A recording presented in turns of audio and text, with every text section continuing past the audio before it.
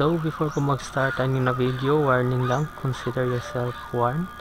Dili mi mga pro trader, gi-share lang na mo among nahibaw-an basin tayo makatabang mi.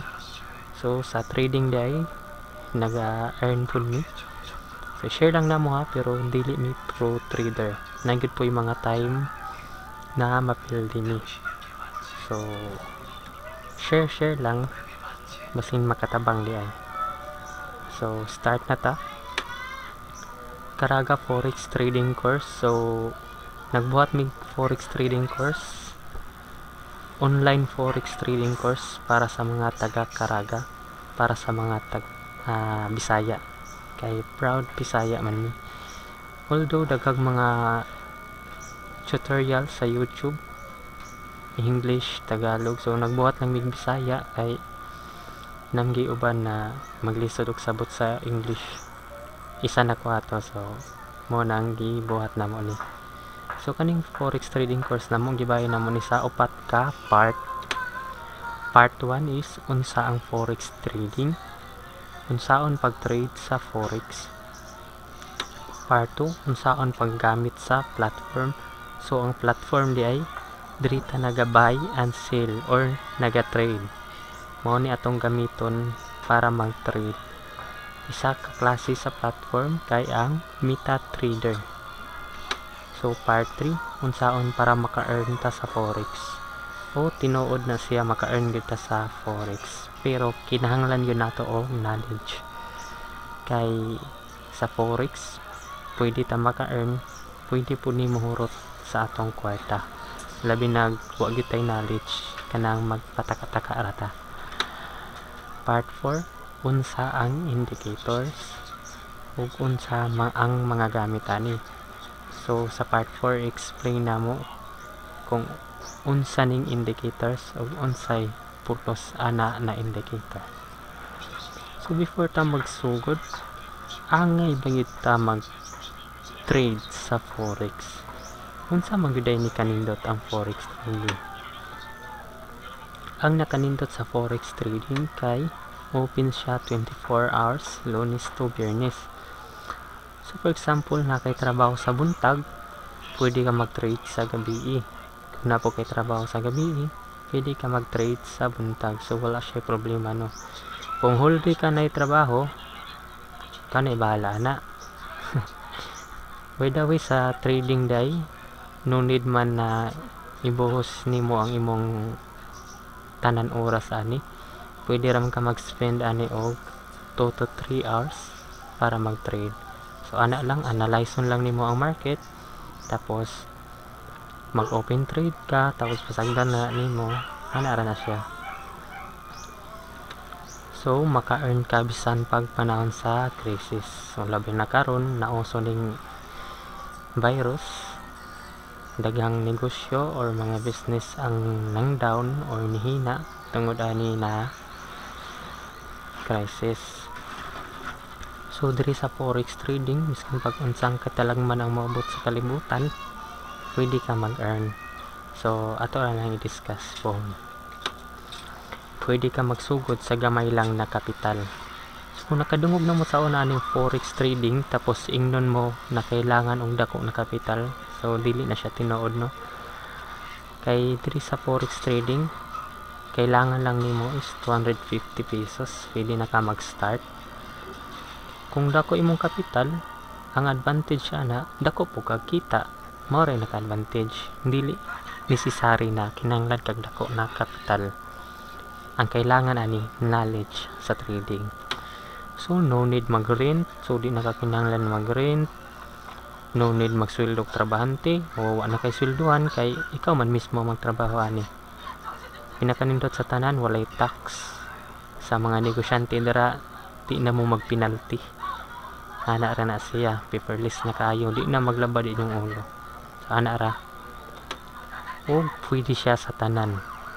Matambay ka, professional ka, maestra, pulis, o unsa pang estado nimo sa kinabuhi, pwede ka ning trading. Importante na kay computer o internet. Kung way computer, pwede siya sa cellphone basta na internet. Ana lang siya.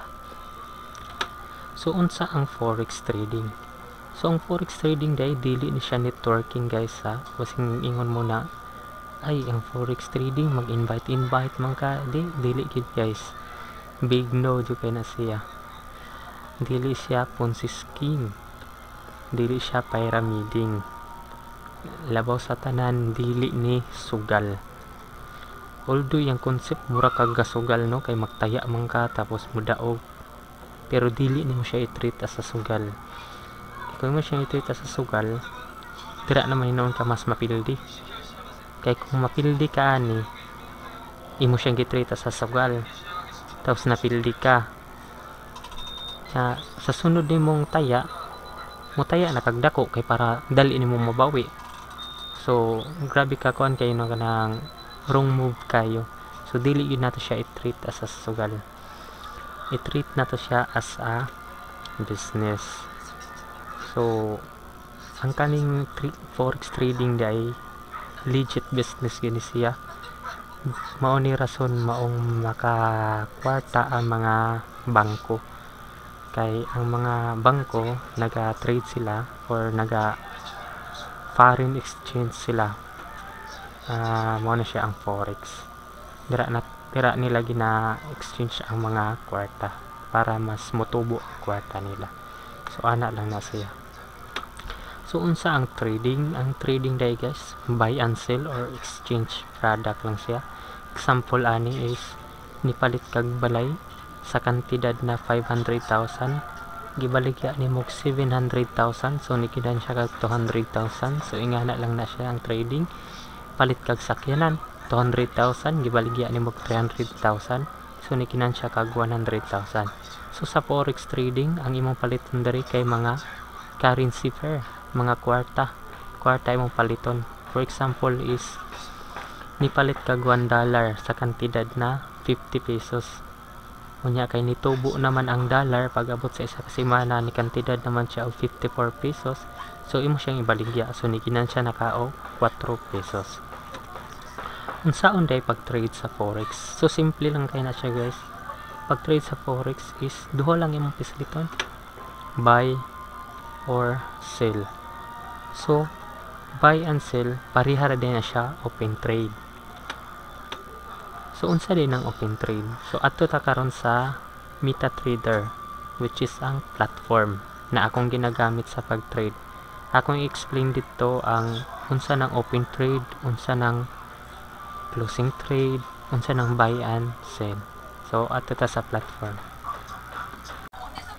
So naa ta karon sa platform.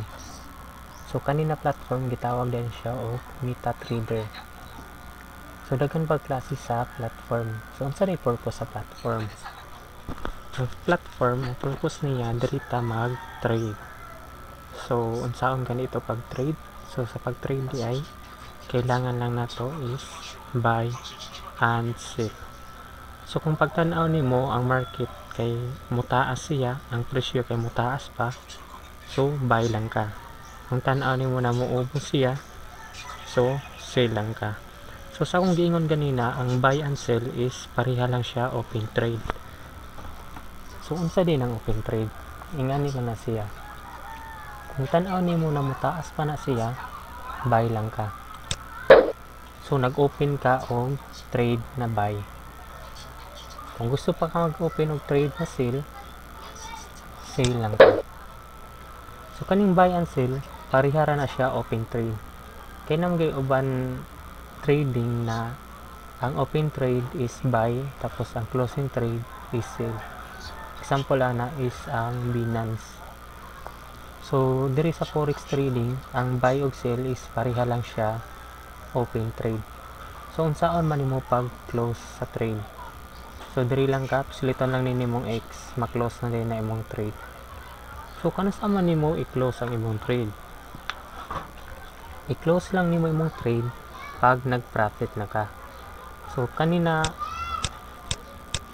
siya wala pa gini siya nag-profit.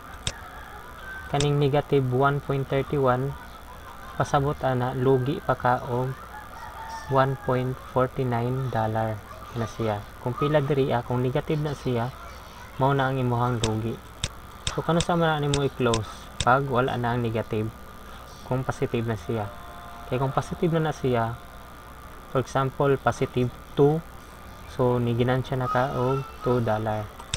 So nga na lang na siya. So in this case, ato lang siyang i-close para makakita mo sa sample unsaon pag-close. So ato na lang hunahunahon na nag-positive na ni siya.